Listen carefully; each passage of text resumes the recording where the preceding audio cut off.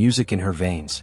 The night had draped itself in velvet, and moonlight spilled across the cracked marble steps of Chateau Valmont, long abandoned since the Revolution.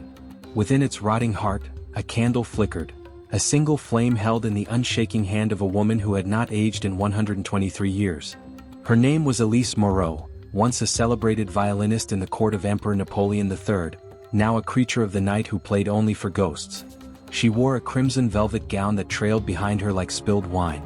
Her hair, black as ink, framed a face too beautiful to be real, perfect porcelain untouched by time. But her eyes were hungry. She heard it before she smelled it, the blood pulsing in warm, reckless veins. A traveler, a foolish one, alone. He approached the chateau gates with a lantern in hand and courage in his step. Danger at the gate. Julien Armand was no stranger to loss. The Paris Commune had taken everything: his wife, his daughter, his name. He sought only solitude and perhaps in secret an end. The chateau had whispered to him. They said it was haunted. They said it was cursed. He welcomed both. The gates creaked open without his touch. And there she was. Elise stood in the moonlight like a vision from a forgotten painting. "You've come far, monsieur," she said, voice like cello strings in the dark. "I was told no one lived here." She smiled. Then they were not entirely wrong. The first taste.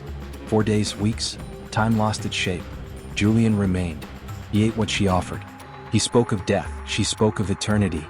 He played her violin once and she had wept blood. In the evenings they walked the gardens overrun with black roses. At night she told him stories of lovers buried in silk and bitten in sleep. Of Vienna, Florence, New Orleans. He never saw her feet, but he smelled it sometimes. A sharp, coppery sweetness in the stone corridors. "Are you a ghost?" he asked. "I am many things," she replied. "But never gone." One night, he bled from a cut on his hand, and she recoiled like a sinner before the host. He saw her eyes change, red, ancient, starved.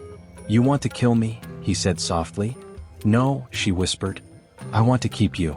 Blood will have blood. But all things break." One winter night a hunter came. A former priest, worn thin by faith and vengeance. He had followed tales of Elise for decades. He carried holy water, salt, ash, and fire. He found them dancing. Julien tried to protect her. The priest struck him down. Elise went mad. Her scream shattered glass across the estate. She tore the priest's soul from his body like parchment from a book. But it was too late. Julien was dying.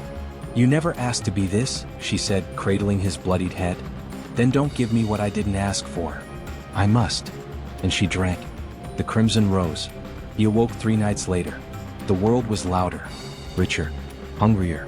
Elise stood at the foot of the bed, eyes full of dread and devotion. "You were mine," she said, "long before I ever tasted you." They buried the priest in the black rose garden beneath the moon. Together they played violin in the ballroom where no one danced. Together they fed on poets and revolutionaries, on dreamers and madmen. Julien never forgot his wife, nor his daughter. But he had Elise. And the chateau, once broken, bled with beauty once more.